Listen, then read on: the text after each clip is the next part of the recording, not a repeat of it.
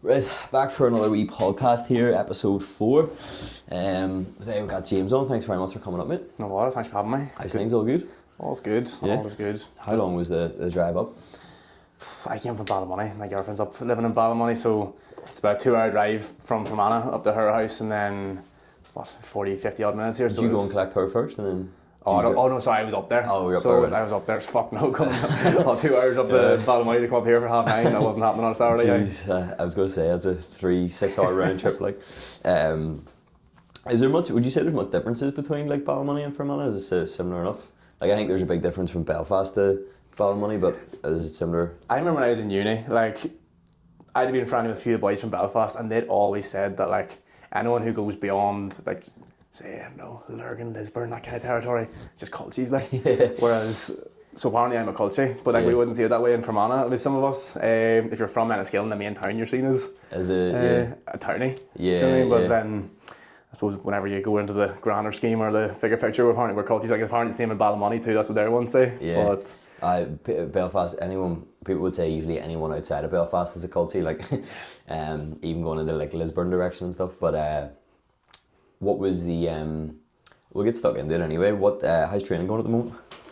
yeah, good. Kind of just focusing on the enjoyment of the whole thing at the minute. I'm rehabbing an operation in my knee there at the back end of November, so I've kind of into the monotonous rehab phase of that there, where it's like 3 times a day. You probably know yourself, like just lying on the floor and straight leg raises and terminal knee extensions and it's a head fryer, right? That's what it is, but it has to be done. It's hard to get through it some days, like, because what happened to the knee? How did you?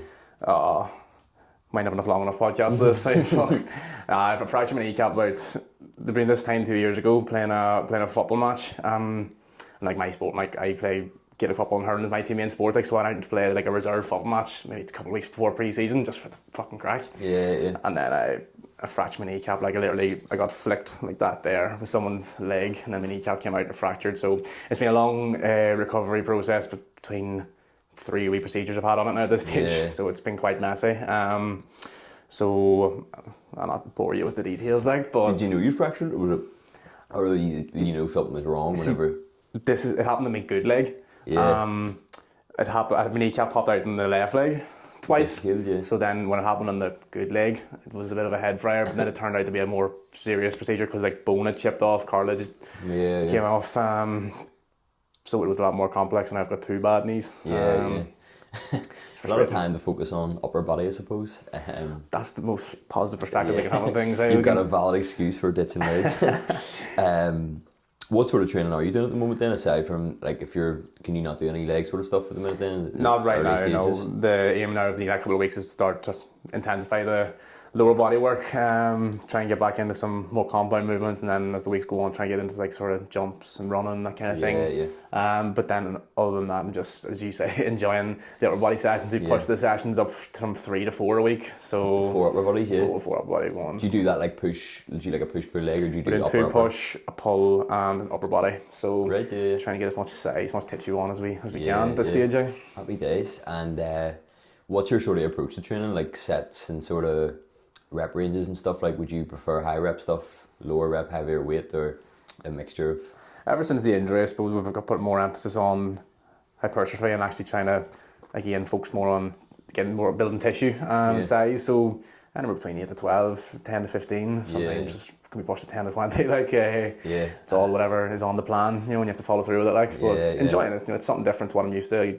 Growing up playing it as a GAA player, where you're focusing more on strength and power and explosiveness.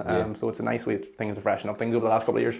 Would you, when you were playing GAA, is strength and conditioning something that's like focused on early doors, like from you start, or did it come in later when you were playing? Over the last, I suppose, 10 to 15 years, just really became a big part of the sport. Like when I was growing up, like coming through my teenage years, there'd have been very little emphasis put on it. That's just how the times were. I'm sure the same with maybe a lot of sports. Again, particularly with considering GAA, it's an amateur sport, like So it was maybe starting to come in as I was coming through my teenage years.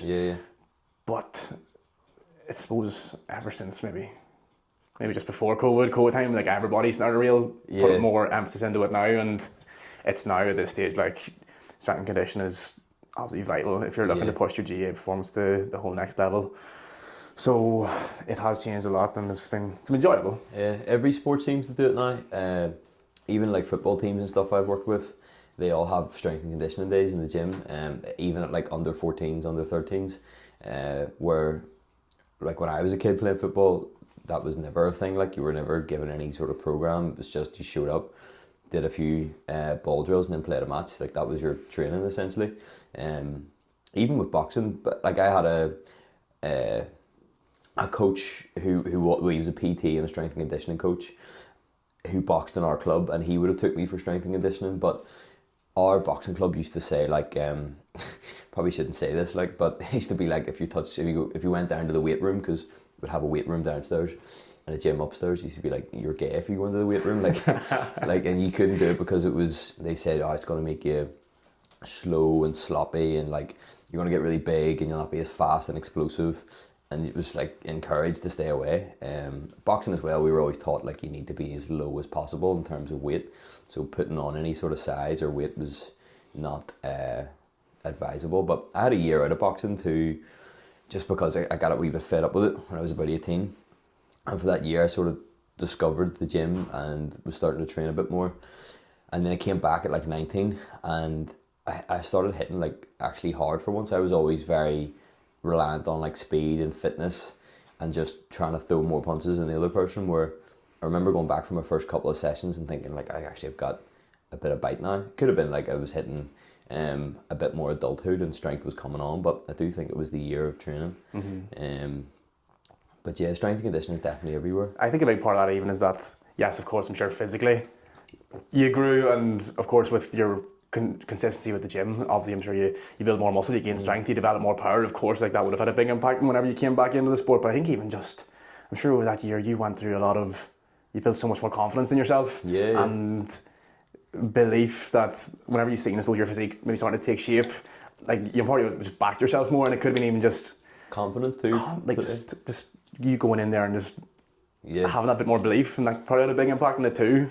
I never really thought about that. Actually, it is true. I suppose like how you perform, I suppose, in a sport is down to how you feel yourself, self-esteem, 100%. like your confidence. There was loads of people I boxed, and when you're boxing, you would go into other clubs and say they have like a show to raise money for their club. To make the matches, you would go down and spar people in and around your weight.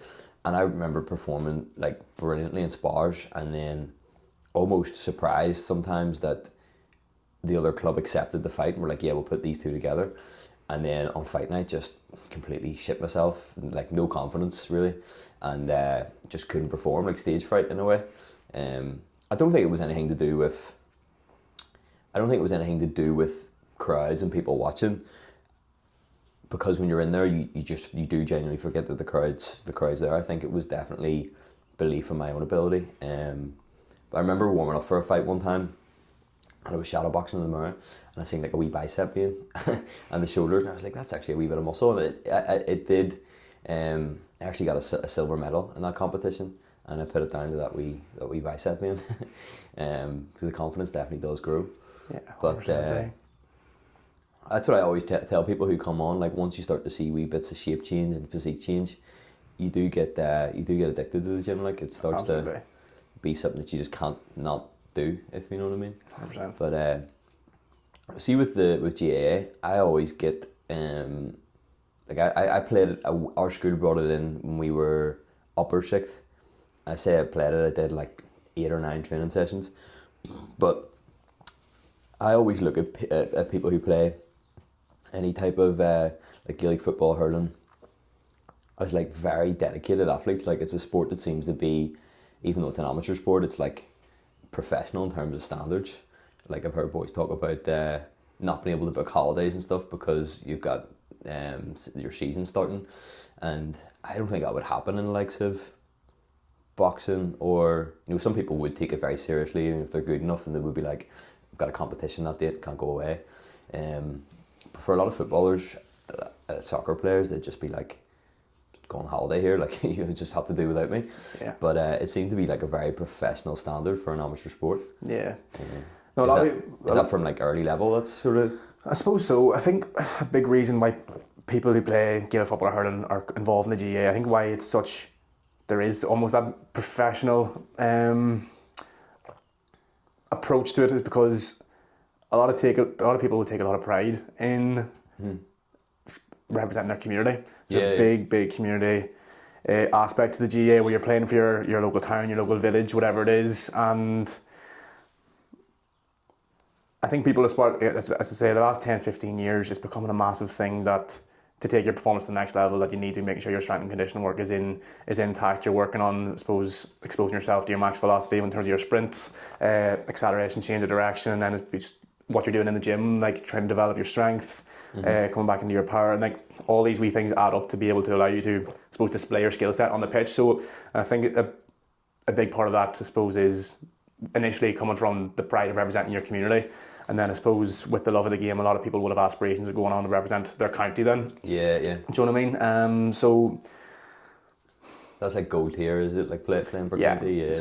So everyone will like play for their club, and then your county team will, like, if you're in, I suppose, they'll pick the best of what's available in the county, I suppose. And I think for lads that are able to go and represent their county, it's a big thing. You know what I mean? There's a lot of pride coming through that there. So I'd put it back to just I'd say there's more of a community aspect of the GAs, maybe opposed to maybe like say boxing or other sports like that there. Yeah. That makes a lot of sense. In boxing there would be like a bit of a pinnacle or something that people would aim for is representing their county as well. Like if you drew someone in a competition and they were on the Antrim team, or they boxed at county level, there'd be a wee bit of like fear there, if you know what I mean, because they're obviously good enough to get in. But that's how I always wanted a gold vest. If we went into other clubs to spar, do that matchmaking, you seen someone training in that gold Antrim vest, it was like, shit, he's must be good. So it was almost like a wee bit of a status symbol. I never got one of those gold vests, but that's what I wanted.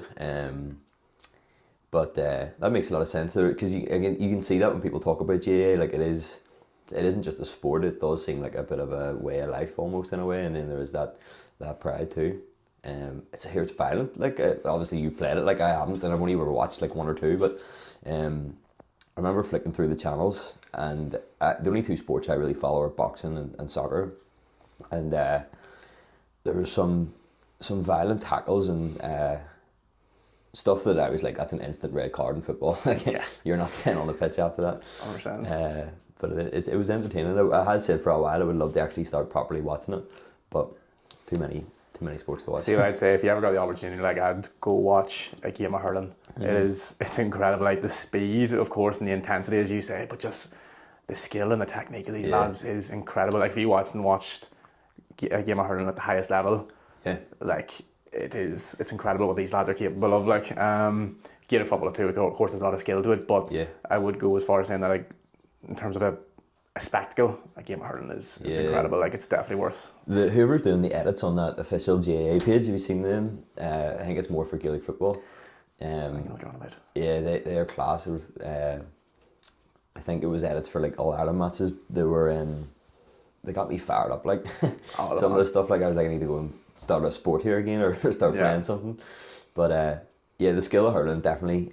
At the top of our street, there was 3 brothers lived, and every day they just played with their hurls, just walking with the ball, just on the hurl, firing it against the wall, tapping it up again, firing it, and I had a few goes at it, like, but was never able to even walk with the ball steady. Never mind hit it against the wall and catch it again. But yeah, definitely a good level of skill.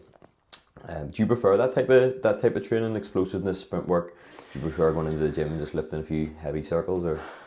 I suppose on that front, I kind of look at maybe two phases of my life. I mean, growing up, all I cared about, my only passion was sports, between Gaelic football and hurling. I played football, soccer too growing up, and they were the only things I really cared about. So then whenever it got to a point where, like, I noticed that S&C was starting to become a big massive thing, probably maybe around COVID time I started to realise that.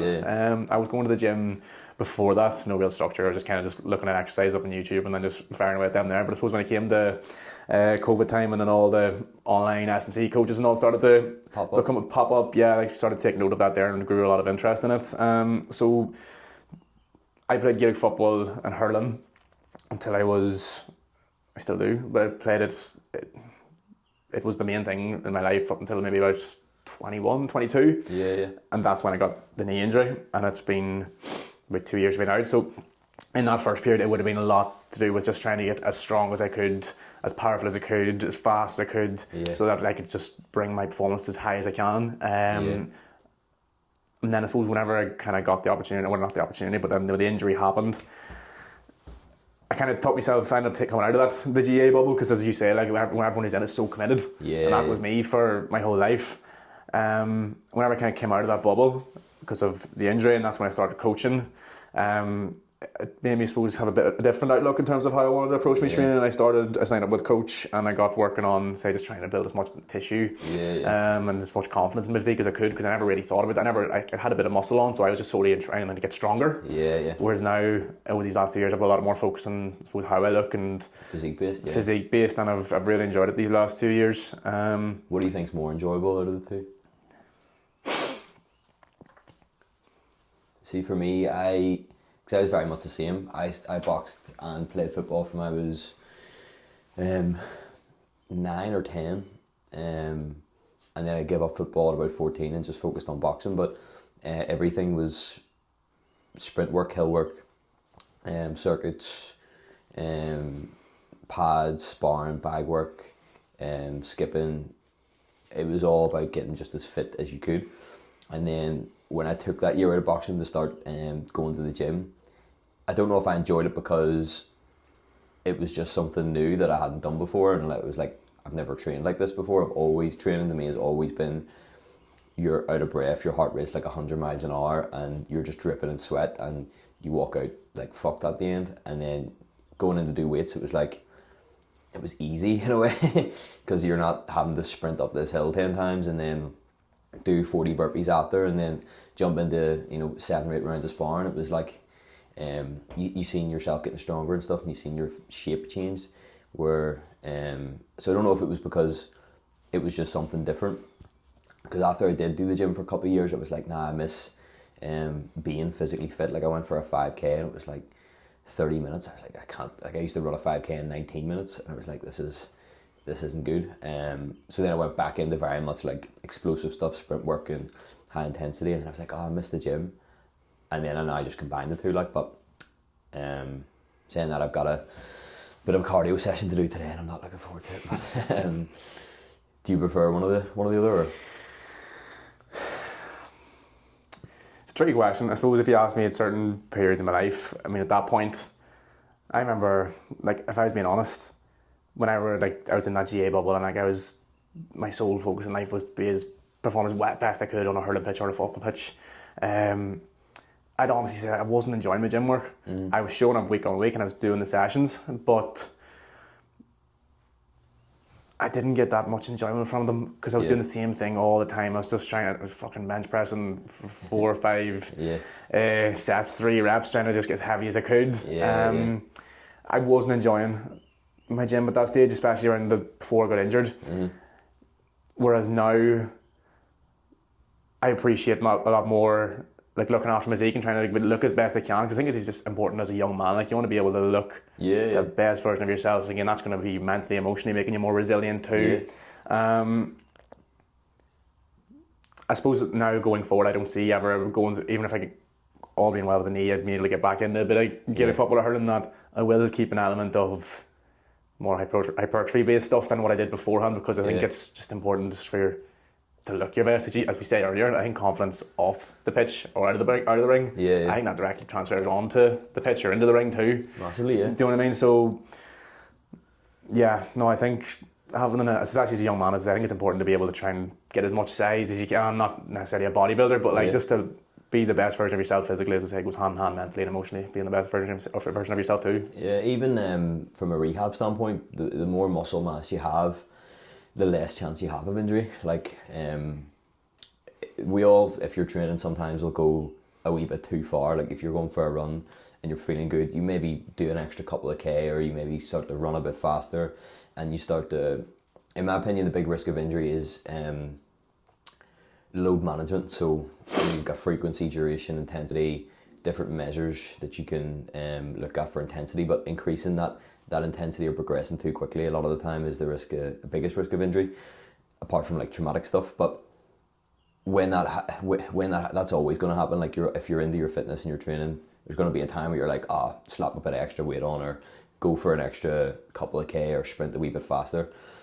And the more muscle mass you have, like, it's just going to protect your ligaments, cartilage, bone, tendons, and even if, like, when you're running and there's impact going through your knee, if I had another good whack of muscle around my knee, less impact going through the cartilage, more impact going through the muscle.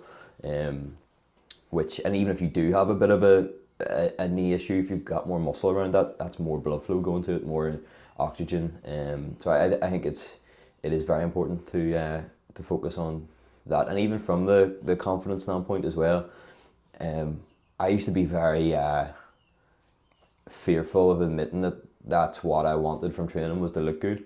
It's almost like a bit vain or cringe, but I disagree with that completely now, because it does change how you walk into a room. It changes how you interact with people. Like, you walk in not with your chest up, but like, you just enjoy everyday scenarios, I think, a bit more, which is your relationships around you get better.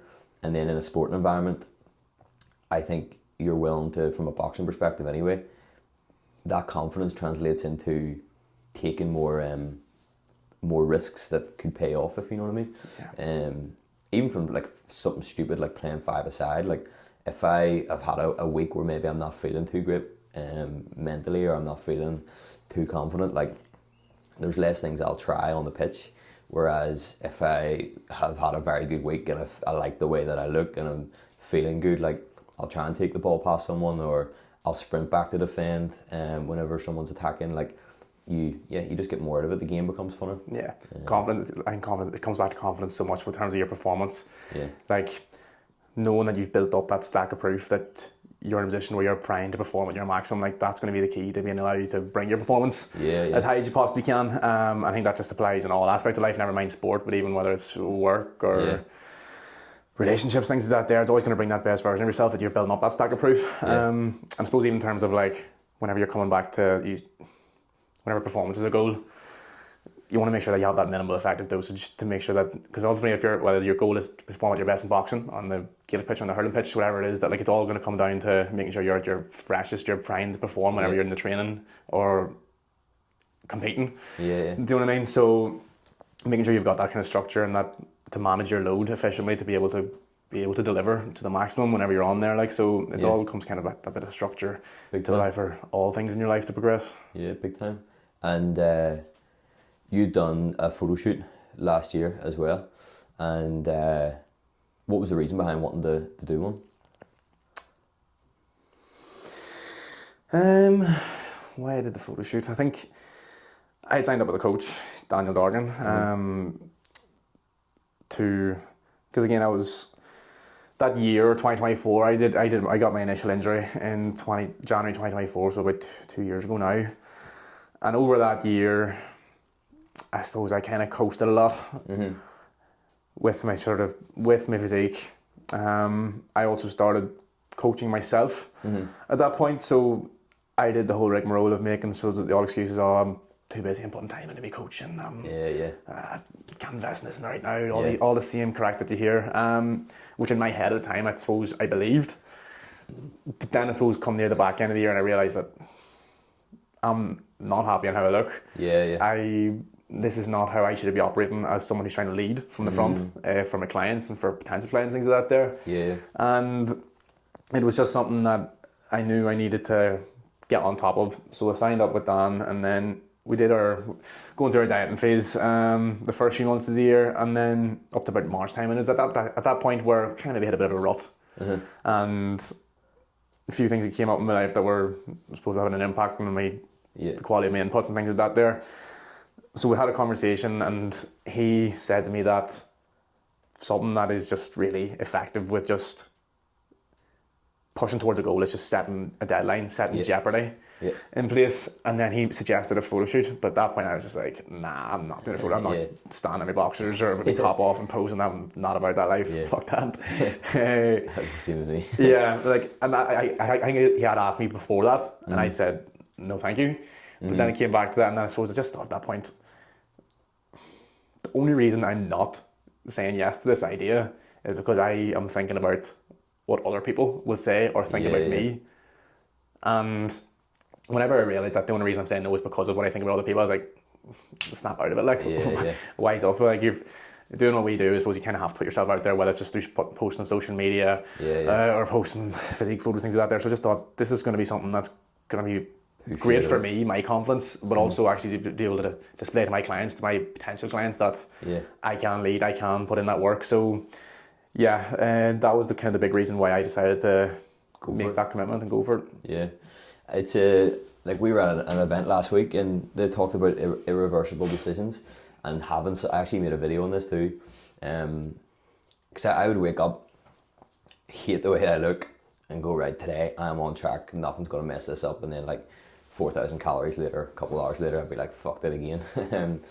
And feel shit about how I felt and feel shit about the fact I was doing nothing about it, and that cycle would just continue. And I think a big part of that is making an irreversible decision. Like when you go and hire a coach, like you've spent money on it now, you can't back out of it. Or if you book a photo shoot, it's the difference between having that fuck it button, I think, or having in that moment saying fuck it, I'm going to do this or this, and then or saying to yourself, I'm going to be standing in front of a camera in 8 weeks or 12 weeks, like I can't do that, and it just forces you a new standard. So yeah, I like that wee term, irreversible. It was very good. Yeah, and I suppose at that event, like, they talked a lot about making it a necessity. Yeah. Like that's what it does when you book it. It's like there's no other option. You're either going to make a fool of yourself, or you're going to achieve this goal that's going to have such a profound impact on your life. So I think for any goal like this, you need to be aware of your deeper why, and be in a position where you know what the consequence is going to be if you do fuck about, or you don't go all in on achieving a certain goal. I think, as I say, come back to thinking about what, like, a young man, like, I think it's important to be able to set out just to see what you're capable of too, to push yourself just to them depths, just to really show what you're made of, and, like, again, be able to come out of it backing yourself so much more and knowing that you can go into these dark places. Like, so yeah, no, I think it is a dark place as well. Towards the end. I'd never thought it was going to be as tough. I'd done multiple cuts for boxing, but I suppose with boxing I was always in and around the weight, but a large amount of the cut you would just take off through water weight, so you'd be in sweatsuits and different things. So it was shit maybe on the week before weighing in, but like this was just shit for like the last 6 weeks, like of it all. My brain fog was like everywhere. See, trying to reply to clients or think of words to say. Like I started so many voice notes and ended it, and it doesn't make sense. It's not healthy. No, you can't be doing it long term. Like, absolutely not. Fucks your head a wee bit too, because I look back at videos and photos of me on the photo shoot week now, and I'm like, fuck, I would love to be in that shape now again. But then I'm like, remember how you actually felt being in that shape? Like, it looks nice on the outside, but on the inside, like, it was down a wee bit. I just had to apologise to clients flat out. I was like, I'm not on my game here. Apologies, I've no brain power. But I think it's a good test, because if you're able to go to that level of difficulty, anything before that level of difficulty just seems easy. Like, absolutely. Waking up now and, tracking my food or planning my food or getting to the gym or going to do cardio or whatever it may be, it's not as hard because I've done something way, way harder. Yeah. So it's beneficial from that standpoint. Absolutely. But what's your opinion on people who are sport based, have a performance based goal? What's your opinion on them doing a photo shoot? I think you need to get clear on your priorities. There's no point trying to hit two dartboards with one dart. Do you know what I mean? Like, if you're looking for performance is something that's going to be your big goal, then going for a photo shoot when you're just so underfueled, like to perform, like, you need to be fueling yourself properly. You need to be recovering, refueling properly. Like, so again, this is something that 5 years ago, not even 5 years, 3-4 years ago, it would have been anything I'd considered, because performing when I was on the football pitch or the hurling pitch was my number one focus. Yeah. So I suppose whenever I got the opportunity where I had maybe stepped out of the bubble and I was, again, physique based, was my number one priority with my training. That's why I think it was the right time, but absolutely not. I think it has to be seasons, like you maybe have a season where you focus on physique, building muscle, and then you go into the performance-based aspect. But yeah, I had a guy's on me at the minute. We're doing a photo shoot in April or May, and he was like, I'm going to do the Belfast Marathon as well. And I was like, mate, like, I couldn't get off the sofa sometimes. The last couple of weeks, never mind run 26.2 miles. Yeah. I mean, you'll definitely be ticking your cardio boxes, but like, I think, yeah, if you've got two goals, you can only ever give 100%, so it's going to be 50-50. And you're just going to do both of them shit rather than just saying, right, I'm going to nail this and then I'm going to nail that after. Yeah. You're going to be very much borderline and like complete burnout during this period. So that's why it's so important, I think, just to manage your stress. And again, all stress feels the same cup. That's like physical, mental, emotional. Like, so like going and doing a marathon during a photo shoot prep, like you're burning out. And that's funny. Whenever I was, again, maybe looking back, maybe I was to an extent trying to hit 2 dartboards with 1 dart because like I was again going through my rehab period during my photo shoot prep. So like there was, during my week I'd be doing my upper body sessions, of course, but then I was also doing my rehab, which was at that point based around, again, obviously I was doing more compound movements and I was doing more the explosive jumps and I was doing sprints on the pitch. And the first few weeks I managed to do the sprint working all fine, but then there came one session, maybe 3 or 4 weeks out, and I couldn't hit the outputs that I know I could, and I wasn't recovering probably then either. Like, so that I kind of then at that point I put the return to play or the getting back in the pitch process bit on pause. Because as I say, like physically, a minimal effective dose I think for a photo shoot is going to be essential too. And try and keep your cardio as maybe steady state as you possibly can to avoid that risk. Definitely, the photo shoot showed me how much or how important carbs are, like, because see when the carbs are like 0, like I knew obviously it would affect performance, but I didn't realise how it would actually feel. And then when you get a wee bit of extra carbs and you're like, fuck, it feels kind of half normal to train again. But when I was doing any sort of cardio, I was just hitting the bags and then maybe doing like 2 or 3 100-meter sprints after. And about 4 weeks out, I tried to do that, and I just like dropped my hands, put my head on the bag like this here, and I was like, can't do this. Took the gloves off, and I was like, I'm going to walk on the treadmill here, and even that was a fucking struggle.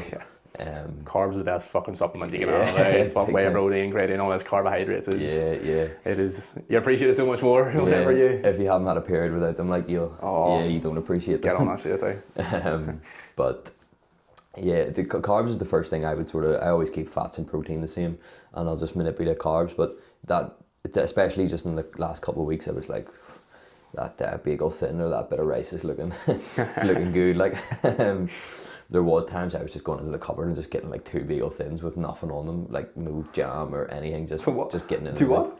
Just 2 bagel thins. Like, right, bagel thins. Like just eating them raw, not even toasting them or anything, just getting stuck in. That is a sorry sight too. Yeah. I actually really the day before I had like it was 200 grams of rice on its own, and it was one of the best meals I'd had in like 12 weeks. Rice on its own is amazing. Definitely. I'm a celebrity. Yeah, literally that's what it felt like. Would you do another one or? Wouldn't rule it out. Yeah. Why not? Like, ever since the photo shoot, I suppose ultimately the big priority has been kind of enjoying my training because I didn't really get the opportunity to reverse out of it properly. Like, my idea with the photo shoot was, again, supposed to show myself how far I could push myself, and then with that in mind, I had the reward of 11 days of holidays booked for 2 days after the photo shoot. So with what was retained after that, I didn't get the opportunity to reverse out properly because I was into summer, and then I was getting back into football, so my food was going to be a lot higher. And then after football, again, the operation there, and also the ambition now for 2026, once I kind of get back on top of this, is to tidy up 4 or 5 kilos of body fat, go into a prolonged bulk phase, lean gain, 9-12 months, whatever it's going to take. And at that point, maybe, why not? Again, do another photo shoot when I'm in a bigger, physically stronger position. It'd be nice to be able to compare the two. Why not? I wouldn't rule it out. We'll see how we get on. Yeah, that was my goal. I fucked it up after the photo shoot. Like, I had a lot of stuff planned, and then it was December and then Christmas and stuff. So it's just been like a month of alcohol and celebrations and stuff, which wasn't really good for. It was class, to be fair. It was really good. Good for the soul. Yeah, it was needed. Like, I did get a wee bit sick of it at the end. I was like, I need to go back to a routine here. A life without that bit of discipline doesn't really Yeah, sit well. Maybe it's alright for then 2 or 3 weeks at Christmas time, or maybe 2 or 3 weeks around summer whenever you've got a few holidays or Yeah. nights out, things like that there. But whenever you actually suppose come out of that, you're like, fuck. yeah. That's how you set That, up. that's what I try and remind myself too. Whenever I do be wanting like a big blowout, I'm like, it doesn't even you after the blowout, you're going to crave being back to this state, because things just do, like sleep functions so much better. Skin, I think my skin looks a lot better. Just waking up and not feeling bloated as well is a good feeling. Very good feeling. And then training as well. Like if I'm going for a run, I can feel the difference. Like I mean, it's a slog.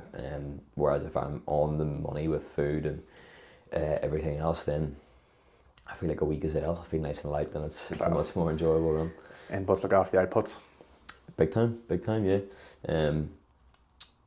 And that's what I was actually going to ask about as well, in terms of inputs, because it was something I continually said to myself, was like, I had like a wee mini to-do list of just wee checklist things I needed to do, in terms of steps, and then like meals, and on the days where you're like, fuck this, I can't do this anymore, it was just like, just tick the boxes, and if you still want to do all that other shit that you want to do it after. But I suppose getting like a fitness result or improving your physique always comes down to just ticking those boxes and looking after the inputs.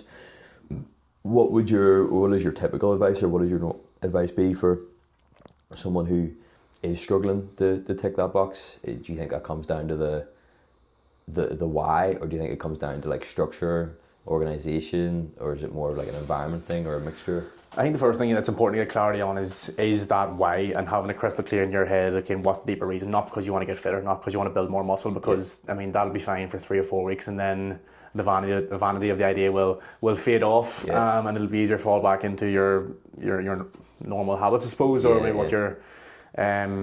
what you already know. So I think whenever your why is, and you know, aware of what the consequences are going to be in your life if you don't lean into the process, then I think that's the most important thing. And then, because whenever the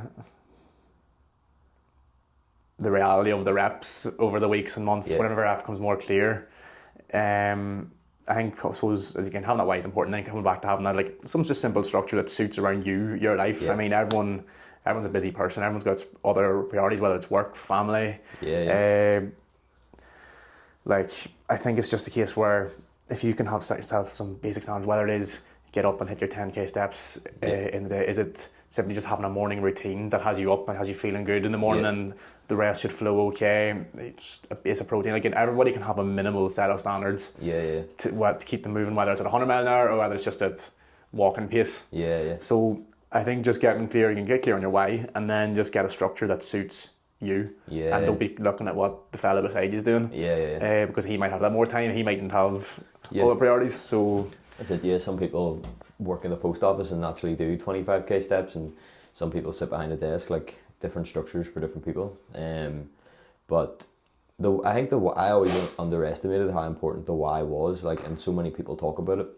I think Callum Dunlop told me before that he was doing a consultation with someone, and he was like, so what has you to like wanting to lose weight and do this and that? And she was like, my friend Jane at work is doing it, and he was like, I don't think this is going to work, like, because it needs to be deeper, because it is tough, like, and if you don't have a strong reason for doing it, then why would you suffer the pain? And I've heard Daniel Dorgan say this over and over, and it's a really good analogy. Like, if I told you to run into a burning building, you'd be like, no.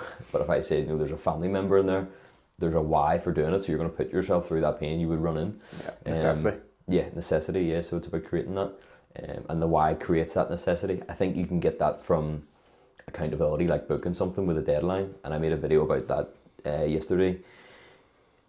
Usually, like in uni or in school, if you had an assignment to do, 95% of people did it like a couple of days before it was due. If there wasn't a deadline or a date on it, like, that assignment would never be done. Easy to coast along. And like the prime example of this was, I did bronze, silver and gold Duke of Ed, which is like a camping sort of thing you do, and it's really good for your CV and stuff. So I got the bronze and the silver, because you had to do them. You had to do like volunteer work, and you had to do like a physical thing, and a skill you had to learn as well alongside it. And the deadline for the bronze was if you didn't do the bronze, you didn't get the silver. And then when you got the silver, you had to do all the work to get into gold. So as you're progressing, gold was like the limit. And so I did all the work, and then they were like to me, you have until you're 25 to submit the application. And I was like 17 at the time, and I never submitted. I did all the work for it. Like, I've got all the proof, all the evidence. And for years, my mum and dad were like, you need to submit that. There's no point in doing all the work and not getting the certificate for it. And all I had to do was like upload some stuff to a website and click upload, and that was it. And I never did it because I was like 7 years away. It's fine. I can do it at another date. What age are you now? 26. Oh, that deadline's passed now. I haven't got it. I'll not get it, no. And you pay money to do it and stuff, and like you get to fly over to England and stuff and go to Buckingham Palace and all that, but I just was like, yeah, 7 years away, I'll do it at some point. I never did it. So yeah, having a deadline I think is the same, because if you don't have that date in mind or that thing booked, when you do have a bad day or circumstances do hit rough, you can just easily say, wow, I'll start again tomorrow. Yeah. Where if you have that deadline, you can't start again tomorrow. Like, you need to follow through today. Yeah.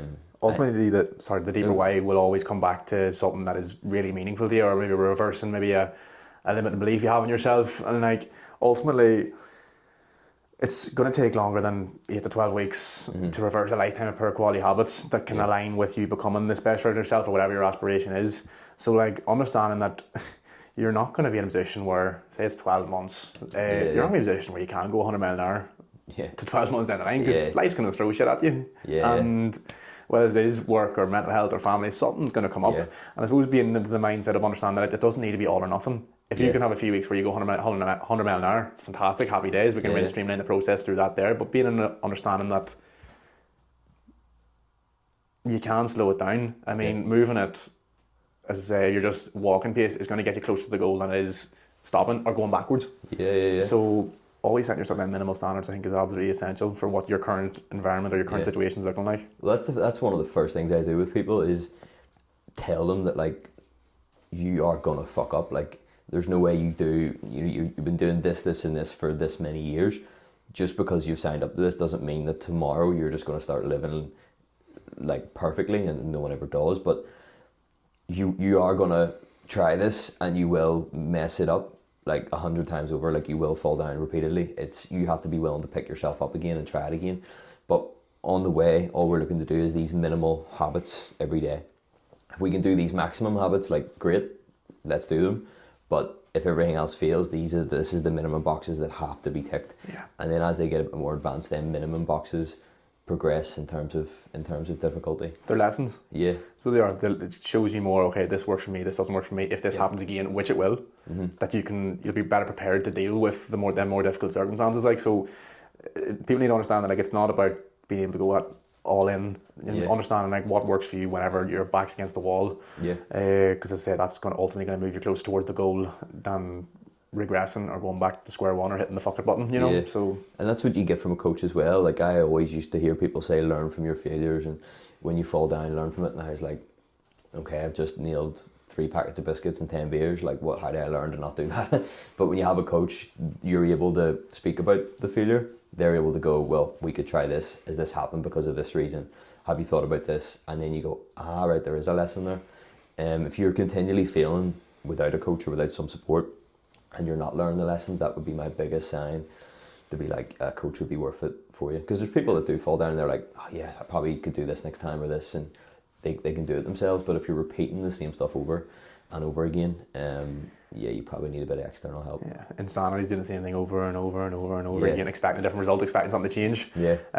So taking action, and whether it is just getting somebody to hold you to a higher standard, like we've had coaches and we're PTs, we know what we're talking about. Like, we all need someone just to hold you to a higher standard than you'll hold yourself. Everyone knows what they need to do. It's no secret. Like, you can get all the information you need. ChatGPT, Instagram. It's not the information you're paying for. Like, but yeah, if you've been stuck, I would say that's the big thing. Like, we've had business mentors and the same business mentors before in the past, and I remember reaching out to one of them, and he was asking me how things were going in the initial kind of consultation, and I was like, this is where we're at, this is what's happening, this is what I want to do. And then I never actually done it or followed through in joining, and like 8 months later, I had reached out again, and he was like, well, what position are you in now? And I said the exact same stuff, and he was like, so it's been 8 months and nothing's changed.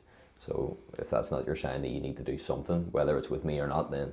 And I was like, yeah, it's from a fitness perspective, from any perspective, yeah, if you're in the same position and you've wanted to move forward, I think that's the key. If you are happy with where you're at, nothing needs to change. But if you're not, and it hasn't changed in a while, then yeah, I'd say that's when you need a bit of help. Absolutely, 100%.